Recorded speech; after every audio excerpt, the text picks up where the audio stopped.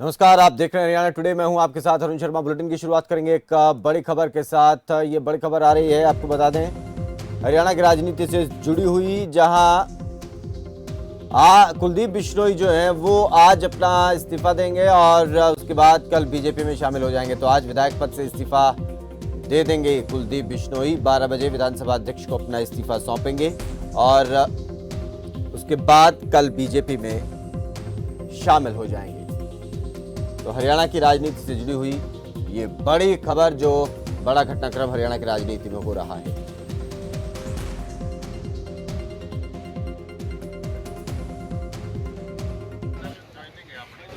मेरी सबसे प्रार्थना जो पहला इंप्रेशन आखिरी इंप्रेशन होता है, समझ लो मतलब है कि पहले चीज जो दिखाई वो जब आदमी जो है तो मैं एक दो यार भी पटको पीढ़ी और उनको क्या फायदा।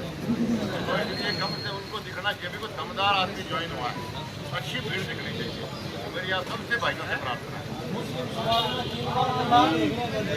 मेरी प्रार्थना है कि भाई उनको एक प्रभावशाली ज्वाइनिंग होनी चाहिए, ताकि एक अच्छा मैसेज भारतीय जनता पार्टी में भी जाए कि भाई एक दमदार नेता कोई पार्टी में ज्वाइन हुआ।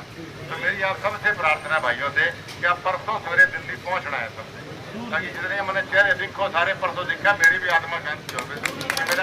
मेरे परिवार में आपसे परमिशन मांगने खुद आया हूँ, तो परसों आप आशीर्वाद देने खुद आओ मुझे, तो काम करते हैं। अनिल कुमार हैं हमारे सहयोगी और ज्यादा जानकारी दे रहे हैं। अनिल, आज किस तरीके से प्रक्रिया अपनाई जा रही है? आज इस्तीफा देने के लिए पहुंच रहे हैं कुलदीप बिश्नोई? बिल्कुल अरुण, देखिए 12 का समय लिया गया उनकी तरफ से हरियाणा विधानसभा के स्पीकर ज्ञानचंद गुप्ता से। लेकिन ज्ञानचंद गुप्ता की तरफ से ये कंफर्म नहीं किया गया कि वो इस्तीफा देने के लिए पहुंचे हैं। लेकिन कल जिस तरीके से एक के बाद एक ट्वीट उनकी तरफ से 3 ट्वीट किए गए और अंत में उनकी तरफ से जो ट्वीट किया गया उसमें अपने लोगों को लेकर बात की गई और एक संकेत हर ट्वीट में उनकी तरफ से दिया गया पार्टी छोड़ने को लेकर।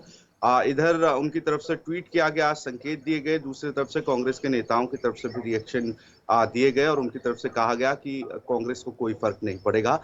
लेकिन इतना स्पष्ट है कि आज उनकी तरफ से 12 बजे विधानसभा पहुंचकर इस्तीफा दिया जाएगा और कल सुबह 10 बजे 10:10 पर दिल्ली में वो भारतीय जनता पार्टी का दामन थाम लेंगे। इतना जरूर स्पष्ट है। इस्तीफा देने के बाद भारतीय जनता पार्टी का दामन थामते हैं तो उसके बाद आदमपुर में फिर से बाई इलेक्शन जो है वो करवाया जाएगा। जी चलिए अनिल, शुक्रिया इस पूरी जानकारी के लिए। हमारे साथ विजेंद्र नेहरा भारतीय जनता पार्टी से, केवल धिंगड़ा साहब कांग्रेस पार्टी से हमारे साथ जुड़े हैं। पहले धिंगड़ा साहब, आपसे हम बात कर रहे थे, कुलदीप बिश्नोई आखिरकार अब कांग्रेस का साथ छोड़ रहे हैं। जी जी जी, अच्छी बात है। इनको उस समय छोड़ना चाहिए था जिस समय इन्होंने जो वोट दी थी वो कांग्रेस के पक्ष में ना देकर, और वो वोट जो है निर्दलीय बीजेपी के द्वारा निर्दलीय उम्मीदवार को दी थी। उसी समय इनको आत्म जो अपने उससे खुद ही समझ के वो अपने आप इस्तीफा दे देना चाहिए था, क्योंकि जब उनकी आस्था ही कांग्रेस के साथ नहीं थी तो फिर उनको कांग्रेस में रहने का अधिकार नहीं होना चाहिए था। खुद ही उनकी अंतरात्मा यही आवाज देना ऐसा चाहिए ऐसा भी तो है कि कांग्रेस भी तो उनको अपने साथ रखना नहीं चाहती थी। कांग्रेस ने तो कभी ऐसा कहा ही नहीं। नहीं कहा नहीं, जेस्चर तो ऐसा था ना। कांग्रेस ने राहुल गांधी उनको से वो मिलना चाहते थे, राहुल गांधी ने उनको समय ही नहीं दिया। अपने नेता को राहुल गांधी अगर समय नहीं दे रहे हैं तो फिर क्या करेगा नेता, बताएं। नहीं, देखिए ये बात हाइपोथेटिकल है। अगर कांग्रेस में आदमी रहता है और वो ये कहे कि मेरे को कांग्रेस समय नहीं दे रही, तो कांग्रेस ने ही तो टिकट दिया था उनको एमएलए के चुनाव के नहीं, लड़ने जिस के। दिन और राज्यसभा में कांग्रेस वोटिंग हो पार्टी रही थी, राज्यसभा के लिए वोटिंग हो रही थी, उस दिन भी वो ये खबरें आ रही थी कि राहुल गांधी से मिलने का समय वो मांग रहे हैं। अगर उसी दिन जब उनको क्लियर हो गया कि उनको समय नहीं मिल रहा है, तभी तो उन्होंने आत्मा की आवाज सुन करके वोट दे दिया। नहीं नहीं, ऐसा नहीं हुआ। उनको अजय माकन जी ने ये कहा कि मैं आपकी राहुल गांधी जी से मीटिंग कराऊंगा, आप वोट दे के आइए और आपकी साथ ही मीटिंग फिक्स मैं करा रहा हूँ। हाँ लेकिन उनको उनका जो अंतरात्मा थी, हाँ, वो उनकी अंतरात्मा कांग्रेस के अंदर थी नहीं। और ये उन्होंने पहले ही क्लियर कर दिया था कि मैं अपनी अंतरात्मा से वोट दूंगा।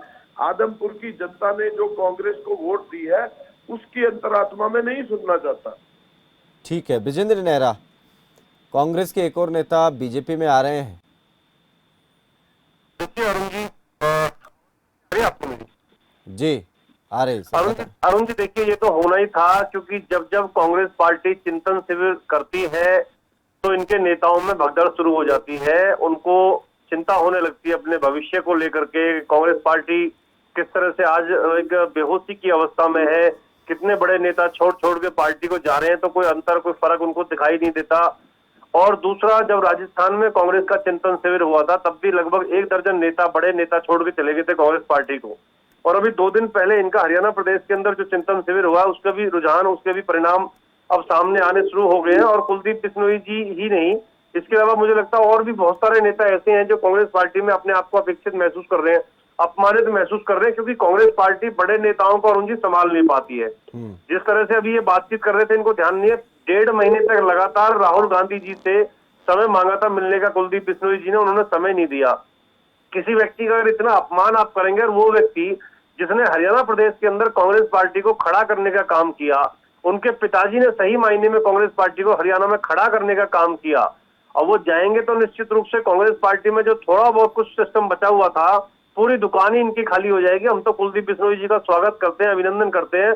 वरिष्ठ नेता है, ईमानदार नेता है, मेहनती है, और आदमपुर से लगातार वो जीतते रहे। और अभी भी मुझे लगता है कि जब उपचुनाव की नौबत अगर आती है तो 1 लाख के बड़े मार्जिन से वहां से फिर से जीत करके भारतीय जनता पार्टी के वो विधायक बनेंगे। और मुझे लगता है अरुण जी, कहीं ना कहीं माननीय प्रधानमंत्री नरेंद्र मोदी जी की नीतियों से और माननीय मुख्यमंत्री श्री मनोहर लाल जी की नीतियों से हरियाणा प्रदेश के अंदर, और हमारे आदरणीय प्रदेश अध्यक्ष ओम प्रकाश धनखड़ जी का जो संगठन कौशल है, उससे प्रभावित होकर उसकी नीतियों पर चल करके कुलदीप जी ये निर्णय लेंगे। अच्छा, भारतीय जनता पार्टी में अगर वो आते हैं तो। हाँ, एक चीज और थोड़ी सी जो क्वेश्चन उठाती है, जो सवाल उठाती है, वो ये है कि जिस भी नेता के आवास पर, उनके घरों पर इनकम टैक्स का, ईडी का कोई छापेमारी होती है, 1.5 साल में वो आदमी जो है बीजेपी में आ जाता है। ऐसा क्यों है? ये ट्रेंड क्यों है, या कोई इंसिडेंस है केवल? नहीं, मुझे तो लगता नहीं कुलदीप बिश्नोई जी के कभी ऐसा हुआ हो। और क्यों, इनकम टैक्स की 2019 में रेट नहीं पड़ी थी क्या? बाकी नहीं, देखिए ये तो रूटीन चीजें चलती रहती हैं, ईडी अपना काम करता है, इसमें सरकार का कोई लेना देना नहीं है। सरकार का लेना देना नहीं, मैं तो सिर्फ कोइंसिडेंस पूछ रहा हूँ कि वो लोग सारे बीजेपी में क्यों आ जाते हैं। ऐसे तो आप ये कहेंगे कि आप राहुल गांधी और सोनिया गांधी जी भी कांग्रेस भारतीय जनता पार्टी में ज्वाइन करेंगे, क्या पता आ भी जाए, क्योंकि कांग्रेस मुक्त करने तो जा ही नहीं। नहीं, उनको हम नहीं लेंगे, क्योंकि वो दोनों किसी काम के नहीं है। वो दोनों सिर्फ कांग्रेस में बोझ बने हुए हैं। कांग्रेस के खात्मा के लिए उनका रहना वह जरूरी है। आज मृत जो कांग्रेस पड़ी हुई है, वो जो कांग्रेस स्थिल पड़ी हुई है, वो उन्हीं की वजह से है। राहुल गांधी जी और सोनिया गांधी जी को बीजेपी कभी भी नहीं लेगी, ध्यान रखना। दिंगड़ा साहब, आखिरी कमेंट आपकी तरफ से, केवल दिंगड़ा आखिरी कमेंट आपका, केवल दिंगड़ा आखिरी कमेंट आपका, देखिए आपने एक सवाल पूछा, अपनी बात में खुद ही फंस गए। ये बात ये है, अभी इन्होंने एक और बात कही कि भजन लाल जी ने कांग्रेस को बहुत कुछ दिया। बिल्कुल दिया, भजन लाल जी का बहुत अच्छा और बहुत गुड कार्यकाल कांग्रेस की देन थी। कांग्रेस में उन्होंने बहुत कुछ किया, लेकिन कुलदीप बिश्नोई जी ने क्या किया? कुलदीप बिश्नोई जी ने कांग्रेस की पीठ में छुरा घोंपा, और एक बार नहीं घोंपा, 2 बार।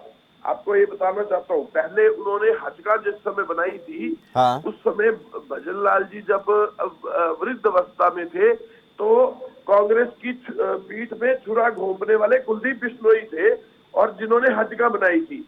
और दोबारा फिर उसके बाद ये बात कही कि जब मैं बीजेपी के साथ लगा और बीजेपी ने उसकी पीठ में छुरा घोंपा। नहीं, कांग्रेस पार्टी ने भी क्या किया था? 5 वो हजका के वो जीते थे 5-7 लोग, उनमें 5 लोग आप ले आए, और फिर उसके बाद वो केस चलता रहा। और जब सरकार 2014 में जो कार्यकाल खत्म होता है 2014 में, फिर उनके ऊपर हाई कोर्ट का आदेश आता है कि उनकी जो सदस्यता है वो गलत थी।